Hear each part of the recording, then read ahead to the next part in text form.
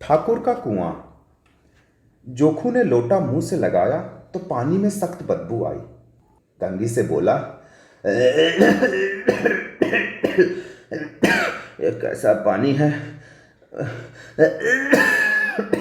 मारे बास के पिया नहीं जाता, गला सूखा जा रहा है और तू सड़ा हुआ पानी पिला देती है।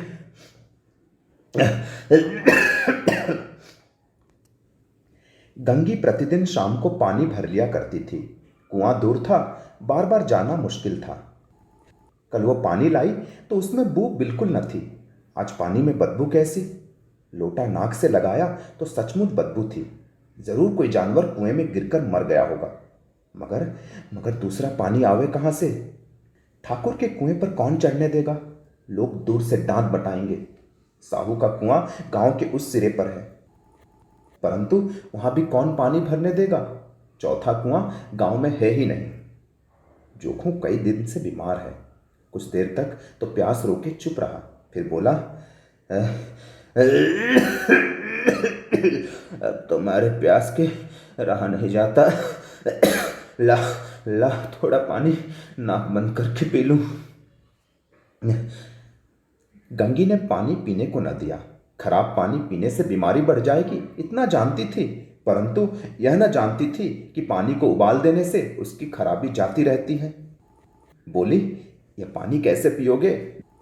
न जाने कौन सा जानवर गिरकर मरा है। कुएं में से दूसरा पानी ला देती हूं। जोखू ने आश्चर्य से उसकी ओर देखा। दूसरा पानी? दूसरा पानी कहां से लाएगी? ठाकुर और साहू के दो कुएं तो हैं, क्या एक लोटा पानी न भरने देंगे? हाथ पांव तुड़वा आएगी और कुछ ना होगा। बैठ चुपके से। ब्रह्मा देवता आशीर्वाद देंगे, ठाकुर लाठी मारेंगे, साहू जी एक के 5 लेंगे। गरीबों का दर्द कौन समझता है? हम तो मर भी जाते हैं तो द्वार पर झांकने तक लोग नहीं आते। कंधा देना तो बड़ी बात है, ऐसे लोग कुएं से पानी भरने देंगे? इन शब्दों में कड़वा सत्य था।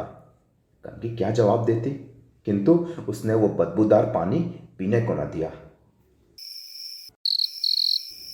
रात के 9 बजे थके मांदे मजदूर सो चुके थे। ठाकुर के दरवाजे पर 10-5 बेफिक्रे जमा थे। मैदानी बहादुरी का न तो अब जमाना रहा न मौका। कानूनी बहादुरी की बातें हो रही थी।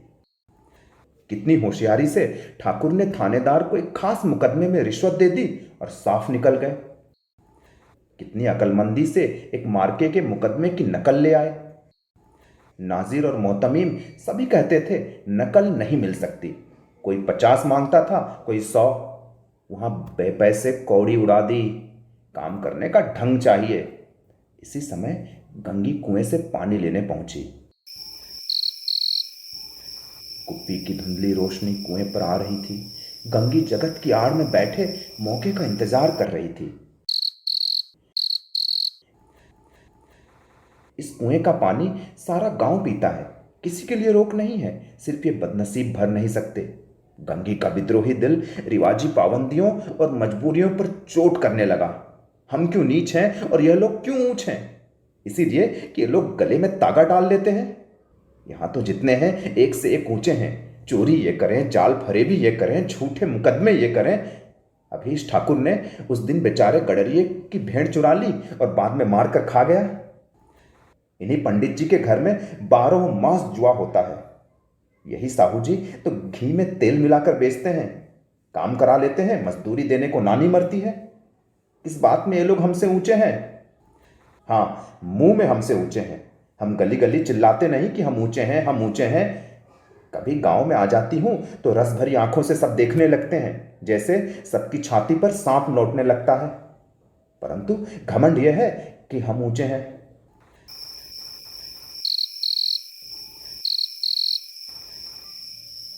कुएं पर किसी के आने की आहट हुई।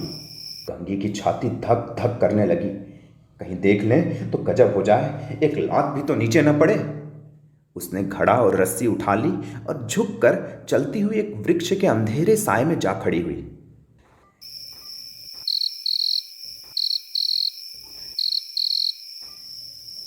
कब इन लोगों को दया आती है किसी पर। बेचारे महंगू को इतना मारा कि महीनों लहू थूकता था। इसीलिए तो उसने बेगार न दी थी। उस पर ये लोग ऊंचे बनते हैं।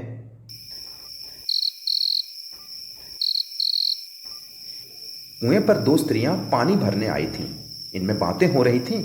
खाना खाने चले और हुक्म हुआ कि ताजा पानी भर लाओ, घड़े के लिए पैसे नहीं है। हम लोगों को आराम से बैठे देखकर जैसे इन मर्दों को जलन होती है। हाँ, यह तो न हुआ कि कलसिया उठाकर भर लाते, बस हुक्म चला दिया ताजा पानी भर लाओ, जैसे हम लौंडिया ही तो हैं। लौंडिया नहीं तो और क्या हो तुम? रोटे कपड़े नहीं मिलती, 10-5 रुपए छीन झपट कर ही लेती हो, और लौंडिया कैसी होती हैं?